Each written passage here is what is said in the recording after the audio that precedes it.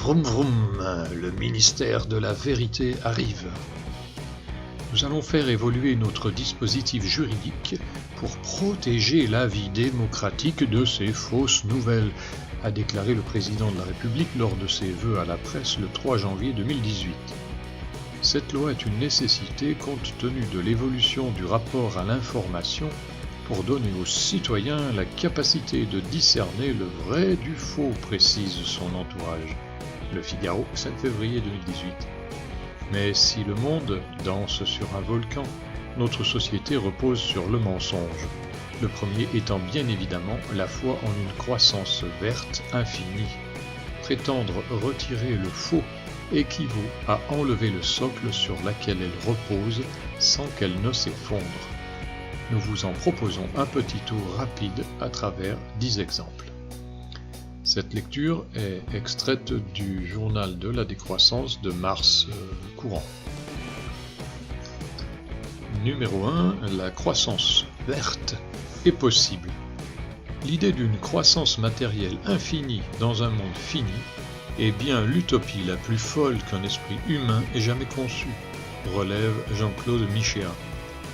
Quelle que soit la couleur avec laquelle on la repeint, la croissance illimitée est bien évidemment impossible.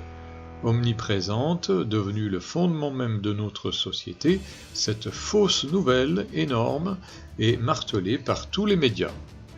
Numéro 2. La voiture électrique est écologique.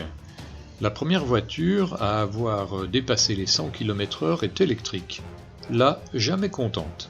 C'était voici bientôt 120 ans, en 1899.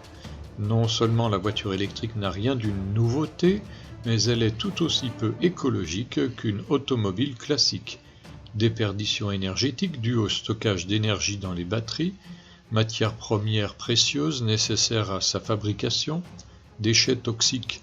Non seulement son éco-bilan est désastreux, mais surtout elle permet d'éviter de parler du vrai problème, les multiples impasses de la civilisation automobile. Le numéro 3, le nucléaire est écologique. Le nucléaire représente moins de 5% de la production énergétique mondiale. Il fait en revanche planer un risque inouï pour 100% de l'humanité. La seule dissémination de déchets radioactifs pendant des dizaines, des centaines de milliers d'années contamine chaque jour un peu plus la planète dans des durées infinies à l'échelle humaine. De toute façon, le nucléaire ne peut exister que dans des pays où l'énergie est abondante grâce aux combustibles fossiles. Numéro 4. Le numérique dématérialise.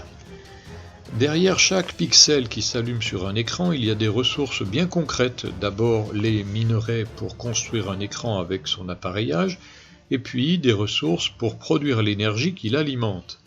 La majeure partie vient des fossiles, charbon, pétrole, gaz, carbone sous 3 états différents, uranium, environ 15% de la production électrique globale, et de manière résiduelle, énergie dite renouvelable. Conclusion, rien de moins virtuel que le monde bien concret appelé de manière trompeuse dématérialisé. Point numéro 5. Les médias sont libres et pluralistes, et la France est une belle démocratie. Xavier Niel et Mathieu Pigasse, Le Monde. Patrick Drahi et Bruno Ledoux, Libération. Serge Dassault, Le Figaro. François Pinault, Le Point. Vincent Bolloré, Direct 8. Arnaud Lagardère, Europe 1. Patrick Drahi, L'Express. Les grands médias servent les intérêts d'une dizaine de millionnaires et ceux de la société de consommation. Ils formatent l'opinion. Grâce à ceux qui dérogent à leur mission, accroître l'accumulation du capital. 6e point, le capitalisme va sauver le climat. Dernière énormité en vogue, trompetté au One Planet Summit à l'initiative du président de la République française à Paris fin 2017 et reprise en chœur par tous les grands médias, voire point 5, la cupidité est-elle la cause de la destruction du monde ou la solution ? Il nous explique que la seconde hypothèse est la bonne. Septième point, la science permet de changer de sexe.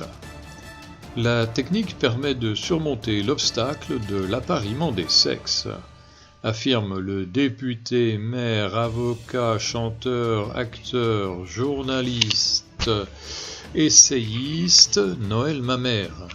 Je suis né homme, c'est peut-être regrettable, mais je ne pourrai jamais changer de chromosome. Je pourrais au mieux obtenir un paraître, certes, mais pas un être. Or aujourd'hui, évoquer cette impossibilité ou cette limite suffit à se faire accuser d'homophobie, répond le philosophe Dany Robert Dufour.